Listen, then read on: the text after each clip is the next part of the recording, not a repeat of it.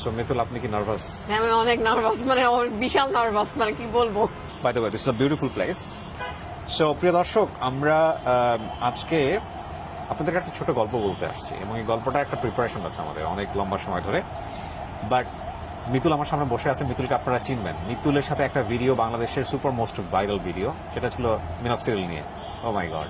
So Mitul আমাকে অনেক inspire করেছে আজকের এই ভিডিওটা করার জন্য। আমরা খুবই বিউটিফুল একটা লোকেশনে আছি, সেটা নিয়ে আমরা একটু পরে কথা বলবো। আপনারা হয়তো ভিডিওর মাঝে মাঝে সেটা বুঝতে পারবেন। বাট ফ্যাক্ট হচ্ছে যে আজকের এই ভিডিওটা, মানে সত্য কথা বলতে যেটা, যে আমার মতো মানুষের সময় বের করা খুবই কঠিন। তারপরও মিতুল যখন আমাকে স্টোরিটা বলে, তখন আমার কাছে এতটাই বেশি ইম্পর্টেন্ট মনে হয়েছে, এবং আমার কাছে মনে হয়েছে যে এটা শেয়ার করা উচিত। আমার এই ভিডিও থেকে বাংলাদেশের অসংখ্য মানুষ উপকৃত হবে, আমি নিশ্চিত, ইনশাল্লাহ। মাস্ট, আই রিপিট মাস্ট, কারণ আপনাদের প্রত্যেকের ফ্যামিলিতেই মা আছে, বোন আছে, প্রিয় মানুষ আছে। এটা তো মেয়েদের জন্য, বেসিক্যালি মেয়েদের জন্য। সুতরাং বুঝতেই পারছেন, মেয়ে আছে, কন্যা সন্তান আছে, বা ভবিষ্যতে হবেন, পিতা মাতা, যাই যাই কিছু না বলি না কেন, মানে এটা লাগবেই। এই ভিডিওটা কিন্তু টাইমলাইন থেকে চলে যাবে। সো আমি অবশ্যই রিকোয়েস্ট করবো যে আগে শেয়ার করে রাখেন, তারপরে ভিডিও শোনেন। এটা কত ইম্পর্টেন্ট একটা video, and this is must. Mitul, আপনি আমাকে বলছিলেন যে পৃথিবীর একমাত্র ক্যান্সার যেটা প্রতিরোধযোগ্য, মানে এটা কি আসলেই সত্য? এটা অবশ্যই সত্য। আমি একটা গল্প দিয়ে শুরু করতে চাই। সেটা হচ্ছে 2014 সালে আমি তখন আসলে ঢাকা মেডিকেল কলেজে, আমার তখন সরকারি চাকরি হয়নি, জানুয়ারি মাসে আমি ট্রেনিং শুরু করি as a honorary medical officer, মানে প্রাইভেটলি আমি মানে শিক্ষা এফসিপিএস এর ট্রেনিং শুরু করি ওখানে। ওকে।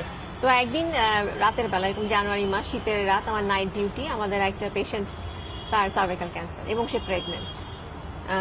আমার মনে আছে একদম, পেশেন্টের নাম আসিয়া ছিল। সে 18 উইকস প্রেগনেন্ট, এবং তার সিভিয়ার ব্লিডিং নিয়ে এসে আমাদের কাছে আসে। তো এরকম অবস্থায় যেটা হয় যে তার যেহেতু স্টেজ 2 পার হয়ে গেছে, তো টার্মিনেশন। তো সে কেমোথেরাপি পেয়েছে, সিভিয়ার ব্লিডিং হচ্ছে, একটা টার্মিনেশন, বাচ্চাটা টার্মিনেট। তারপর সে তো কেমোথেরাপি পেয়েছে, বাচ্চাটা টার্মিনেট হয়। একটা লিভিং বাচ্চা, আসলে যে বাচ্চাটা আসলে তো মোটামুটি বড় একটা বাচ্চা, ছোট একটা বাচ্চা। তো সিভিয়ার ব্লিডিং বাচ্চা। এখন মা আর বাচ্চা দুজনেই আসলে এখন সার্ভাইকাল ক্যান্সার, এবং এটা তো স্টেজ 2 পার হয়ে গেছে। তো মাকে বাঁচাতে হবে, এখানে আমাদের মা হচ্ছে প্রায়োরিটি। তো যেটা হলো যে শেষ পর্যন্ত পেশেন্টের তো প্রেগনেন্সি টার্মিনেট করা হলো, সে কেমোথেরাপি পেল। আলটিমেটলি পেশেন্টের হিস্টেরেক্টমি হলো, যেটা ট্রিটমেন্ট প্রোটোকল অনুসারে। যখন তার রেডিওথেরাপি আমরা শুরু করলাম, এটা তো একটা লং প্রোটোকল। তো পেশেন্ট এক পর্যায়ে, গরিব পেশেন্ট, সে আর ট্রিটমেন্ট নিতে আসলে রাজি হলো না, চলে গেল। যেহেতু পেশেন্টটা আমার আন্ডারে ছিল, তো যেহেতু আমি তখন খুব জুনিয়র ডাক্তার, তো আমার তো খুবই কিউরিয়াসিটি, আমি আসলে ফোন করে করে রোগীর খোঁজ নিতাম। তো এক পর্যায়ে জানতে পারলাম যে আসি আসলে মারা গেছে। তো দেখেন, যেই ক্যান্সারটা সম্পূর্ণ প্রতিরোধযোগ্য, দুটো জীবন কিন্তু আমরা হারালাম, তার বাচ্চা এবং মা, দুজনকে আমরা হারালাম। তো সার্ভাইকাল ক্যান্সার এটাই গল্প। প্রতি বছর বাংলাদেশে 6,000 নারী সার্ভাইকাল ক্যান্সারে মারা যায়, এবং 11,000 নারী নতুন করে সার্ভাইকাল ক্যান্সারে আক্রান্ত হয়। এবং বিশ্বব্যাপী যদি আমরা এটা বলি, স্ট্যাটিস্টিক্স বলছে যে 66 লাখ নারী নতুন করে আক্রান্ত হয়, 35 লাখ নারী মাঝখান থেকে মারা যায় বিশ্বব্যাপী। বাংলাদেশে এটা দ্বিতীয় কারণ ক্যান্সার, নারী মৃত্যুর কারণ। তো এই ক্যান্সারটাই আসলে সম্পূর্ণ প্রতিরোধযোগ্য। WHO বলছে 30 সালের মধ্যে আমরা এটাকে নির্মূল করতে চাই, কিন্তু কিভাবে করব? এটার জন্য ভ্যাকসিন রয়েছে, স্ক্রিনিং প্রসিডিউর রয়েছে, মানে আমরা এলিমিনেট করতে যাচ্ছি যে ক্যান্সার, কিন্তু সেটা থেকে আমরা মৃত্যুটাকেই ঠেকাতে পারছি না। যেখানে প্রেগনেন্ট মা সার্ভাইকাল ক্যান্সার নিয়ে মারা যাচ্ছে, কিন্তু আমরা বলছি এটা সম্পূর্ণ প্রতিরোধযোগ্য, যার কিনা ক্যান্সারের, মানে এই ক্যান্সার একমাত্র ক্যান্সার যার কিনা টিকা রয়েছে। এটা একটা ভাইরাস দিয়ে হয়, এই ক্যান্সারটা সার্ভাইকাল, এটাকে নাম হচ্ছে জেনেটিক্যাল না, তার মানে না, এটা জেনেটিক্যাল না, এটা হচ্ছে একটা ভাইরাস দিয়ে হয়, হিউম্যান প্যাপিলোমা, সেই ভাইরাসটার নাম। ব্যাপারটা এরকম যে যখন জ্বর, সর্দি, কাশি হয়, তখন রোগীরা আমাদের কাছে আসে, কিন্তু এই ব্যাপারটা তো এরকম যে আমাকে ভ্যাকসিন দিতে হবে, তার মানে তো রোগীকে আমাকে আগে আনতে হবে। মানে যখন ক্যান্সার হয়ে যায়, তখন তো রোগী আমাদের কাছে আসে। লক্ষণগুলো যখন প্রকাশ পায়, লক্ষণগুলো কেমন থাকে? যেমন পারভাইজানাল ব্লিডিং থাকে, পোস্ট কয়েটাল ব্লিডিং থাকে, আপার ভ্যাজিনাল ফাউল স্মেলিং মানে দুর্গন্ধযুক্ত স্রাব যেটা থাকে তখন রোগী আমাদের কাছে আসে। আমি জিনিসগুলোকে একেবারে আমার সাধারণ মানুষের জায়গা থেকে বোঝার মতো করে কিছু কোশ্চেন করবো আপনাকে, আপনি অবশ্যই। খুবই সুন্দর করে বলবেন যাতে করে মেডিকেল টার্মগুলো অ্যাভয়েড করাটা বেটার, কারণ সাধারণ মানুষের এই জিনিস বেসিক্যালি একটা গল্প বলি আপনাদেরকে। মিতুলের সাথে আমার ওই ভিডিও করার পরে মিতুল আমাকে মাঝে মাঝে পোক করেন যে ভাইয়া এই বিষয়টা বা এই মেডিকেল টার্ম নিয়ে একটু মানুষের মনে সচেতনতা করা যায় কিনা। তোমার সাথে আমার রেগুলার হোয়াটসঅ্যাপে কথা হয়। পরে একদিন আমি বসলাম যে আসলে আপনি কি বলতে চাচ্ছেন বলেন, বলে আমি বিষয়টা নিয়ে অনেক কথা বলেছি কিন্তু সামহাও আমি আমার যে টার্গেট গ্রুপ তাদের কাছে পৌঁছাতে পারছি না। পরে যখন উনি আমাকে স্টোরিটা বললেন এবং বললেন যে এই পুরা প্রসিডিওর বা এই যে ঘটনাটা ঘটছে সেটার প্রিকশন আছে, সেটা চাইলে মানুষ প্রিভেন্ট করতে পারে এবং এটা পৃথিবীর একমাত্র ক্যান্সার যেটার ভ্যাকসিন আছে। এই ভ্যাকসিন নেওয়ারও একটা বয়স আছে। তবে আপনি চিন্তা করে দেখেন, আমার দুটো মেয়ে আছে, ওদের বয়স একজনের 9 একজনের 5 এর কাছাকাছি।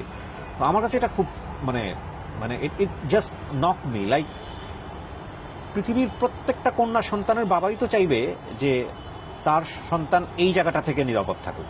তো সেই জায়গা থেকে এই ভিডিওটা খুবই গুরুত্বপূর্ণ। এটা কত বয়স থেকে কত বয়সের বাচ্চারা বা কত বয়স থেকে কত বয়সের মেয়েরা নিতে মানে পারে? ব্যাপারটা যেটা হচ্ছে সেক্সুয়াল এক্সপোজার আগেই আসলে ভ্যাকসিনটা নিতে হবে। সেক্সুয়াল এক্সপোজার বা কি আপনি বলছেন পিরিয়ড হওয়ার আগে? না পিরিয়ড না, মানে ও আচ্ছা, ইন্টারকোর্স। হ্যাঁ, ইন্টারকোর্সের আগেই আসলে ভ্যাকসিনটা নিয়ে ফেললে মানে Okay. সবচেয়ে বেশি ভালো কাজ করবে। এই জন্য টার্গেট গ্রুপটা আসলে 9 থেকে 14 বছর 15 বছরের গ্রুপটাকে আমরা নিয়েছি। না কিন্তু যদি এরকম হয় যে ইন্টারকোর্স হয়ে গেছে কোনো কারণে, ধরেন নিতে পারবে। হ্যাঁ নিতে পারবে, But- নিতে পারবে। আমরা বলছি যে একদম 45 বছর বয়স হয়ে গেছে মানে ভাইরাল লোড কমাবে তো ভ্যাকসিনটা। Okay. মানে 9 থেকে 14 বছরের মেয়েদেরকে আমরা এক ডোজ ভ্যাকসিন দিচ্ছি, কিন্তু এর পরেও যদি আসে আমাদের কাছে 45 বছর বয়স পর্যন্ত আমরা 2 ডোজ ভ্যাকসিন দিচ্ছি। মানে সেক্সুয়ালি অ্যাক্টিভ হওয়ার আগে এটা নিতে পারবে, কিন্তু নিতে পারলে সবচেয়ে ভালো, সবচেয়ে ভালো। 90% প্রোটেকশন দিচ্ছে। Okay. কারণ ব্যাপারটা যেটা হচ্ছে যে হিউম্যান প্যাপিলোমা ভাইরাসটা আসার আগেই মানে যে জ্বরের যে রিসেপ্টর গুলো আছে তাকে যদি আপনি আগেই ভ্যাকসিন দিয়ে ইমিউন করে দিতে পারেন, রিসেপ্টর গুলো যদি বাইন্ড করে ফেলে ভ্যাকসিনের যে রিসেপ্টর আছে তার সাথে, তাহলে যখন ভাইরাস আসবে তখন কিন্তু সেই রিসেপ্টর গুলোকে সে খালি পাবে না। True. অলরেডি সে মানে ভাইরাসের ভালো রিসেপ্টর দিয়ে সে অকুপাইড থাকলো। Right. তাহলে যখন ভাইরাসটা আসবে তখন কিন্তু সে আর ওখানে কোনো মানে Right. স্কোপ পাচ্ছে না। Right. আর যদি আমি তখন সুযোগটা পেলাম না, হারিয়ে ফেললাম, তাহলে আমি তাহলে যে রিপ্রোডাক্টিভ এজে যে মেয়েরা রয়েছে কিংবা যে অলরেডি ম্যারিড, তাহলে সে কি করবে? সেও যদি নেয় সে প্রোটেকশন পাবে, সে হয়তো 70% প্রোটেকশন পাবে। Right. এখন একজন 90% প্রোটেকশন পাচ্ছে, আরেকজন 70% প্রোটেকশন পাচ্ছে, আর একজন কোনো প্রোটেকশনই পাচ্ছে না। True. তো বেটার আমি 70% প্রোটেকশন পাই, এই জন্য Right. আমরা 45 বছর বয়স পর্যন্ত আমরা ভ্যাকসিনটা দিচ্ছি। কত বছর বয়সে নেওয়া যায় মিনিমাম? এটা 9 থেকে 14 বছর বয়স পর্যন্ত আমরা বলছি যে বেস্ট। Okay. এই গ্রুপকে তো আমরা গভর্নমেন্ট থেকেই দেওয়ার চেষ্টা করছি। Okay. এটা ইপিআই স্কেডিউলে ঢুকানোর চেষ্টা করা হয়েছে, স্কুলে দেওয়ার চেষ্টা করা হচ্ছে, কিন্তু অনেকেই আসলে ইন্টারেস্টেড না, বুঝতে পারছে না, অ্যাওয়ারনেসটা নেই। আচ্ছা, এখন আমি আর আপনি যদি অ্যাওয়ার না হই, আমি যদি ভ্যাকসিনটা না নিই, আমি যদি শুধুমাত্র রোগ হলেই আপনার কাছে আসি, তাহলে তো আসলে ব্যাপারটা হবে না। রাইট। সো এটা হচ্ছে একমাত্র ক্যান্সার, পৃথিবীর ক্যান্সার যেটাতে ভ্যাকসিন আছে। ওয়াও। নিজের বাচ্চার জন্য তো অবশ্যই, অন্যের বাচ্চার জন্যও অবশ্যই আপনি এই ভিডিওটা আপনার টাইমলাইনে শেয়ার করে রাখেন। And কখনোই অবহেলা করবেন না নিজের স্ত্রীর জন্যও, নিজের ভাই বোনদের জন্য। ভাইয়ের তো এখানে কোনো ফ্যাক্ট নাই, বোনদের জন্য ডেফিনেটলি। সো সেই জায়গা থেকে ফ্যামিলির যারা ফিমেল পার্সন আছেন তাদের জন্য এই ভিডিওটা খুবই গুরুত্বপূর্ণ। সবাইকে দেখাবেন এবং ইন্সপায়ার করবেন। বাট এটা নিবে কোত্থেকে? আচ্ছা, এটা আপনি নিতে পারেন, আপনি যে কোনো একজন গাইনোকোলজিস্টের কাছে যাবেন, হ্যাঁ। যাওয়ার পর তো বলতে হবে যে আমি সার্ভাইকাল ক্যান্সারের ভ্যাকসিনেশন নিতে চাই। এখন যেই বাচ্চা 9 থেকে 14 বছর, অনেকেই ভাবে যে এত ছোট বাচ্চা ক্যান্সারের ভ্যাকসিন নিবে, ভ্যাকসিন সম্পূর্ণ সেফ। এটা নিয়ে তো আচ্ছা। অনেক ট্রায়াল চলেছে, এটা ইন্টারন্যাশনালি ট্রায়াল চলেছে, ন্যাশনাল ইন্টারন্যাশনালি দুইভাবেই আসলে বিদেশেও দেওয়া হচ্ছে, আমাদের দেশেও দেওয়া হচ্ছে, সম্পূর্ণ সেফ। আমি নিয়েছি, Okay. আমার পরিচিত, আমার নিজের মেয়ে নেই, আমার নিজের ছেলে, তো আমার কাজিন তাদের বাচ্চা কাচ্চারাও নিয়েছে, সম্পূর্ণ সেফ। নর্মাল ভ্যাকসিন নিলে একটু হয়তো বা হালকা একটু ব্যথা, অনেকে একটু হালকা একটু জ্বর, জি। জ্বর ভাব হতে জি। পারে, এছাড়া আসলে আর কিছুই হয় না। যে কোনো গাইনোকোলজিস্টের কাছে গেলে উনি প্রেসক্রাইব করে দিবেন, ওনারা পাবেন। আর 9 থেকে 14 বছর বাচ্চাদেরকে যে এক ডোজ দেওয়া হয়েছে, এটা স্কুল থেকে রেজিস্ট্রেশন করে ওদেরকে তো সম্পূর্ণ বিনামূল্যে দেওয়া হয়েছে। ওকে। আর বাংলাদেশের দুটো কোম্পানি আসলে নিয়ে এসেছে ভ্যাকসিন। হ্যাঁ। সেটা আসলে যারা নিতে চান, যারা 16 থেকে 45 বছরের যারা রয়েছেন, তাদের জন্য দুটো ডোজ। ওকে। তো ওনারা হচ্ছে প্রথমে একটি ডোজ নেবেন, তার 6 মাস পরে তিনি আরেকটি ডোজ নেবেন। ওকে। তো এখানে আমরা দেখছি যে একদম 100% প্রোটেকশন তো পাবেন না, 70 to 90% প্রোটেকশন অবশ্যই পাবেন। ওকে। আর আরেকটি ব্যাপার রয়েছে, WHO বলছে যে 90% গ্রুপকে আমরা যেমন ভ্যাকসিনেশন দিতে চাচ্ছি, তার মধ্যে আমরা বলছি যে আমরা চাই 70% নারীকে স্ক্রিনিং করতে, হ্যাঁ যে পপুলেশনটা রয়েছে কাদের মধ্যে আসলে হিউম্যান প্যাপিলোমা ভাইরাসটা রয়েছে এটা দেখারও একটা পদ্ধতি রয়েছে। ওকে এটাকে বলে স্ক্রিনিং প্রসিডিওর। 70% নারীকে আমরা কিভাবে স্ক্রিনিং করব, রয়েছে ভায়া, রয়েছে এইচপিভি ডিএনএ টেস্টিং। এটা আমাদের দেশেই প্রচলিত। WHO বলছে যে ভায়ার চেয়েও আরো বেশি গুরুত্বপূর্ণ এইচপিভি ডিএনএ। তো আপনি যখন দেখবেন যে আচ্ছা এই নারীর এইচপিভি ডিএনএ রয়েছে, তাহলে ওর তো সার্ভাইকাল ক্যান্সার হওয়ার চান্স রয়েছে। এখন এইচপিভি ডিএনএ যদি থাকে তাকে আমি ট্রিটমেন্ট করে ফেলবো, তাহলে তো ও আর ক্যান্সারের দিকে যাবে না। জি সার্ভাইকাল ক্যান্সারের আরো একটা ভালো দিক, এটা সার্ভাইকাল ক্যান্সার হতে 10 থেকে 15 বছর সময় নেয়। ওকে তার আগে যদি আপনি সার্ভিক্সটাকে ট্রিটমেন্ট করে ফেলতে পারেন তাহলে কিন্তু এটা আর ক্যান্সারের দিকে যাবে না। ও ওয়াও তাহলে আপনি একটা মানুষকে মৃত্যুর মুখ থেকে আপনি কিন্তু নিয়ে আসতে পারেন। রাইট আর আরেকটা ব্যাপার হচ্ছে ক্যান্সারের ট্রিটমেন্টটা তো লং টার্ম, কষ্টদায়ক, ব্যয়বহুল এবং মৃত্যুর দিকে আপনাকে নিয়ে যাচ্ছে। Right. আপনি কিন্তু ওই মানুষটাকে ওইদিকে আর নিচ্ছেনই না।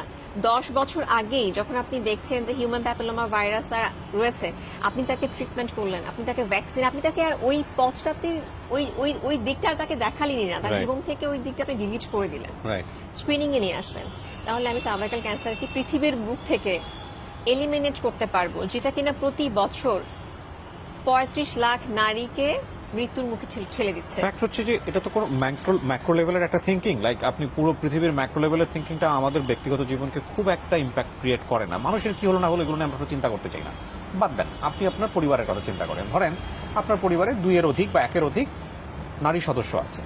এখন এই আল্লাহ না করুক এই নারী সদস্যদের কারোর মধ্যে হয়তো বা উনি যেটা বলছিলেন এই রকম একটা ক্যান্সারে সে আক্রান্ত, আল্লাহ না করুক, এবং এই ভিডিওটা আপনি দেখেছেন। আমি জাস্ট আপনাকে এই ফিলিংসটা নিতে বলছি। ধরেন এই ভিডিওটা আপনি দেখেছেন, দেখার পরে আপনাকে যে ভিডিওতে যে কথাগুলো আমরা বললাম সেগুলো আপনি কিছুই ফলো করেননি, এবং একটা সার্টেন পিরিয়ড পরে গিয়ে আপনি জানলেন যে তাদের মধ্যে কেউ একজন এই ধরনের ভাইরাস আক্রান্ত। আপনি কি নিজেকে ক্ষমা করতে পারবেন? খুব ছোট্ট একটা স্টেপ নিলে হয়তোবা, আমি আবারও বলছি আল্লাহ না করুক, ওরকম দিন আপনি হয়তো অ্যাভয়েড করতে পারতেন। তো এখন কথা হচ্ছে যে এই যে ক্যান্সারের ভ্যাকসিনটা, এটা কি খুবই ব্যয়বহুল?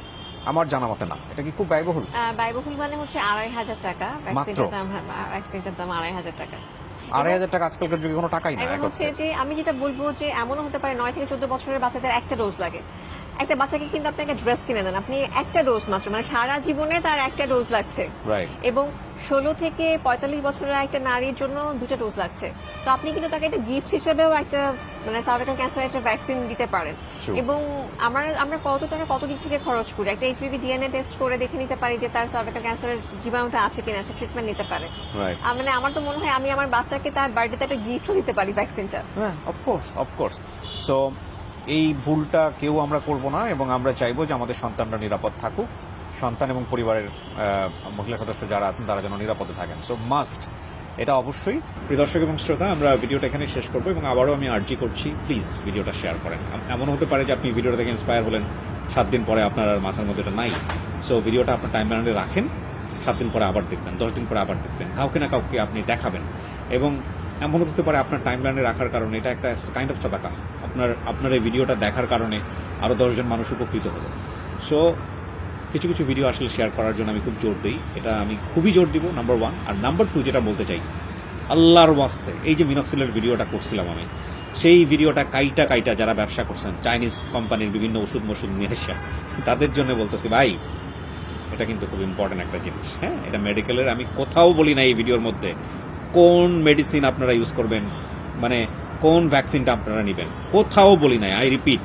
কিন্তু আপনারা যদি কোনো অংশ কাইটা নিয়ে যদি কোনো রকম ওই যে ভ্যাকসিনের কথা বলা হয়েছে সেটার যদি প্রচারণা করেন বা কোনো কিছু করেন, সেটার দায়িত্ব সম্পূর্ণ আপনার উপর পড়বে, এবং আমরা কিন্তু অ্যাকশন নিব। So please do not do this. Mitula কিছু বলবেন? আমরা শেষ করবো এখন। Thank you. I think my food is good. I have changed my food. Okay. So শুরু করেন প্লিজ। থ্যাংক ইউ দর্শক, আমরা শেষ করছি। আমরা খাবারটা আর দেখাচ্ছি না। সো আমাদের সঙ্গে যারা ছিলেন তাদেরকে ধন্যবাদ দিয়ে শেষ করছি। আসসালামু আলাইকুম।